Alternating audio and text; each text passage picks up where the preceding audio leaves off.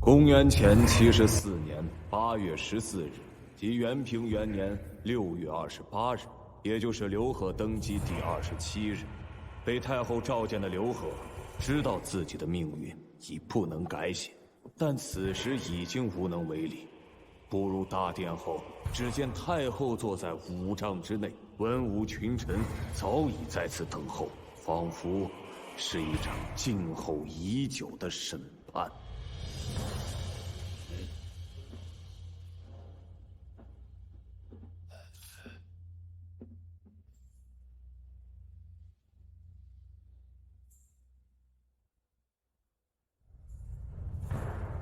太后，启禀太后，今日满朝文武齐聚大殿之内。霍大人是要废了朕的皇位吗？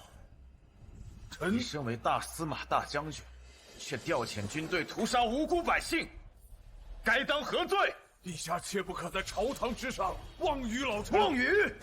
就现在，在吴城村外可都是你的兵马。吴城村竟是些来路不明的江湖游侠意图谋反，臣派兵去围剿，乃是为了大汉的安宁。吴城村的游侠都是朕征调的，朕现在要你退兵。陛下自登基以来，不以慈孝礼义为本，屡屡做出荒唐之举，已是危害大汉社稷。今日又要老臣放过那些叛臣贼子，简直荒唐透顶。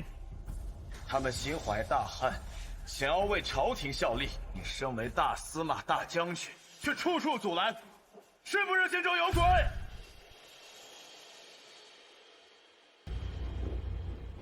城中兵马甚众，陛下为何任用来路不明之人？那城中的兵马是听朕的，还是听你霍大人的？朝中的兵马自然是陛下的。好，那朕要求他们退兵。陛下，你如此提醒乱臣贼子，可知后果？老臣这是冒死，让你不要一错再错。果然啊，朝廷的兵马还是只听霍大人的。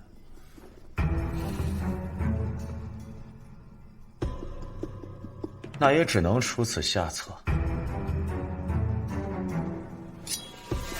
陛下，陛下，若是陛下万万不可！退兵！陛下！你要朕退位？行，朕答应你便是。国君之位，岂能儿戏？这不正中了尔等大汉忠臣的下怀吗？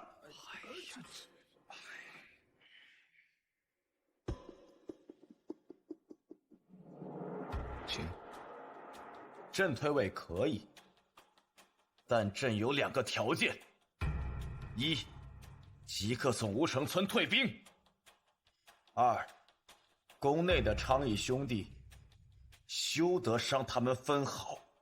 陛下，请你自重，不要一错再错。若我今日血染大殿，后世将如何传述？大司马大将军霍光逼迫刘贺退位不成，利欲熏心，在大殿之上将刘贺从众人面前逼死。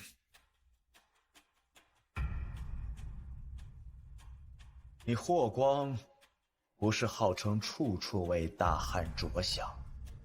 如果史书里有这段记载，会怎样？陛下，退兵！好，来人，传令退兵。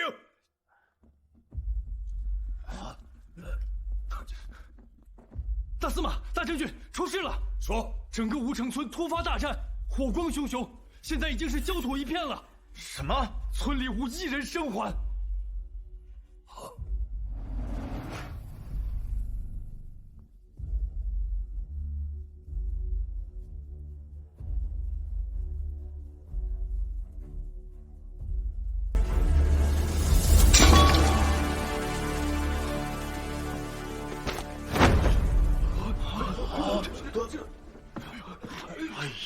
启禀太后，臣以为，霍光，你滥杀无辜，朕要赐你死罪！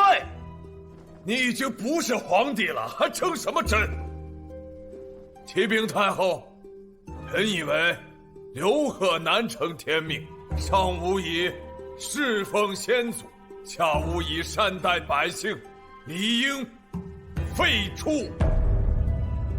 臣宰相杨敞有本启奏：陛下登基以来，葬礼期间，陛下拒绝素食，饮酒作乐，以致礼义全废。至27天，今持节向官府征求调发，便有1127件。来长安途中就有抢劫民间女子之事，臣等多次上言敦促，陛下充耳不闻，横行无忌，而且日甚一日。今陛下行为淫邪，操守不轨，臣深恐日后将天下糟乱，因此臣今日冒死进谏，求太后定夺。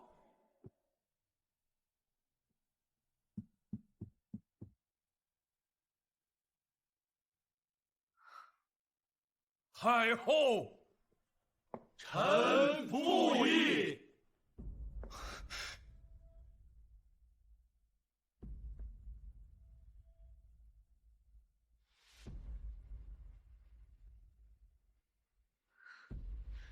准。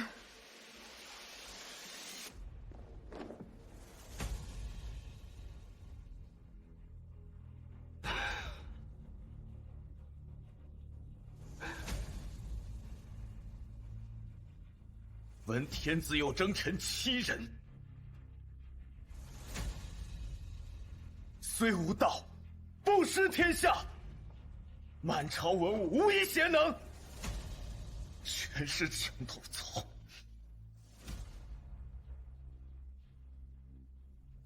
抗议群臣事主无能，效国不实。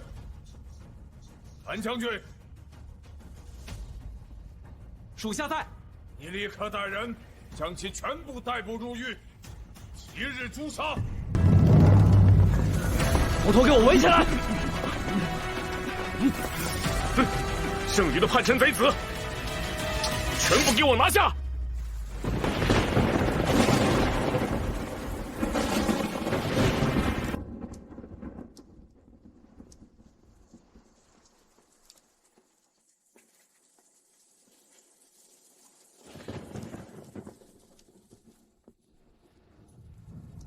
大王自绝于天，而国重于君，因此臣宁负大王，也不敢辜负社稷。老臣不能常与大王左右，愿大王一切保重。公元前74年，刘贺登基仅27天，就被大司马大将军霍光废黜。霍光看着刘贺战战兢兢、惶恐不安的背影时，顿生恻隐之心。他明白，刘贺只是没有承担社稷重任的能力，却也不是大奸大恶。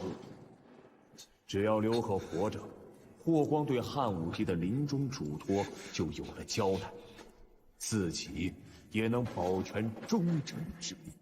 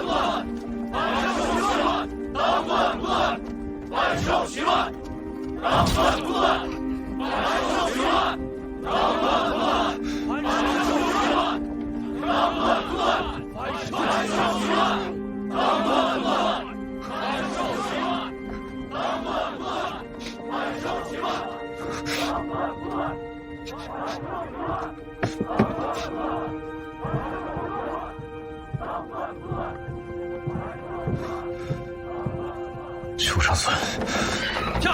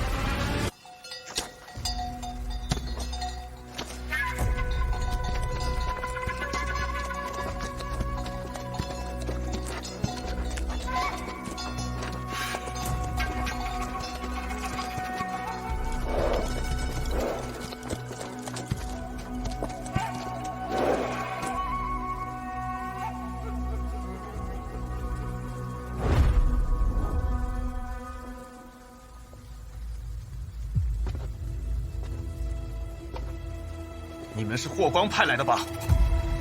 废了我才好杀我是吗？来呀！我刘贺没带怕的。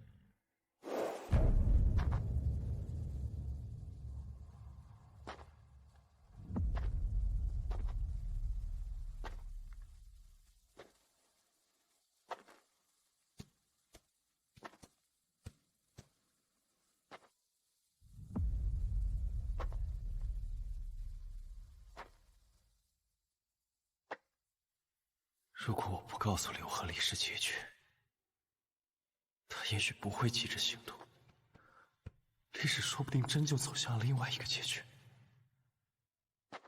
我自以为能扭转乾坤，却让结局变得更加惨烈。